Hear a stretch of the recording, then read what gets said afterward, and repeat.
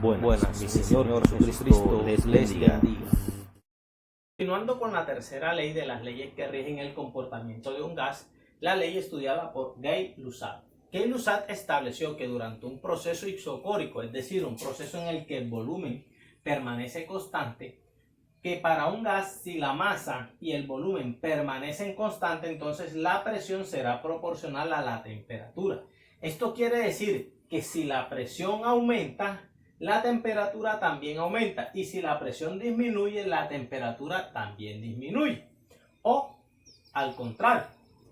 Pero de ahí se deriva que la temperatura, la presión 1 por la temperatura 2 o final es igual a la presión final o 2 por la temperatura 1 o inicial. Si hacemos una gráfica de la presión en función de la temperatura, vamos a observar una línea recta que aumenta. ¿Cómo se mide la presión? Recordamos que los cilindros de gas arriba tienen una especie de relojito. Eso es un manómetro. O en las películas, cuando muestran calderas, vemos que antes de la explosión, cuando hay presión, hay un relojito que va aumentando. Eso es un manómetro y mide la presión. Generalmente la mide en P6. El calibrador de las llantas, ese es un manómetro también. Mide las libras que tiene en la salida del gas, del gas aire, en este caso, dentro de la llanta o neumático de nuestros vehículos, ya sea bicicleta, moto o automóvil. Entonces, si yo tengo la temperatura baja, al aumentar la temperatura, al tener la temperatura, pues el relojito va a tener la aguja hacia abajo. Por lo tanto, va a indicar una baja presión. Pero si yo caliento, le pongo calor a esto de alguna forma, la temperatura va a aumentar y por lo tanto la presión va a aumentar. Vamos a recordar que la temperatura es proporcional a la energía cinética promedio de las moléculas. Lo habíamos visto en la teoría cinético-molecular. Por lo tanto, al aumentar la temperatura, la velocidad, la energía cinética de las moléculas va a aumentar. Por lo tanto, los choques van a ser más fuertes contra ellas mismas y contra las paredes del recipiente. Y por lo tanto, eso va a explicar que la presión de mi sistema aumente.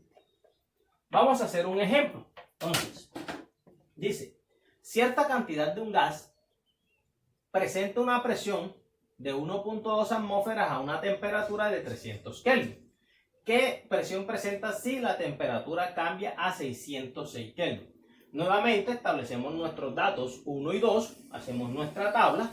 Entonces, por ejemplo, cierta cantidad de gas presenta una presión de 1.2 atmósferas. Ese es mi estado 1. 1.2 atmósferas a una temperatura de 303 Kelvin. Es el estado 1. Entonces 303 Kelvin.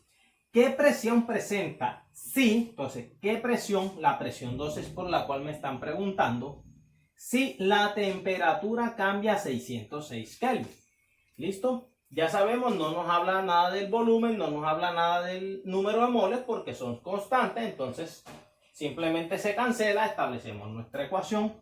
P1 por T2, mucho cuidado, es igual a presión 2 por temperatura 1. Como es la presión la que me están preguntando y la temperatura que está multiplicando pasa a dividir. Entonces nos queda P1 por T2 sobre T1 igual a P2. Reemplazamos entonces P1, 1,2 atmósferas, por T2, 606 Kelvin, sobre T1. Entonces T1 es 303 Kelvin. Tenemos aquí entonces que nuestra ecuación, perdón, esto es igual a la presión 2.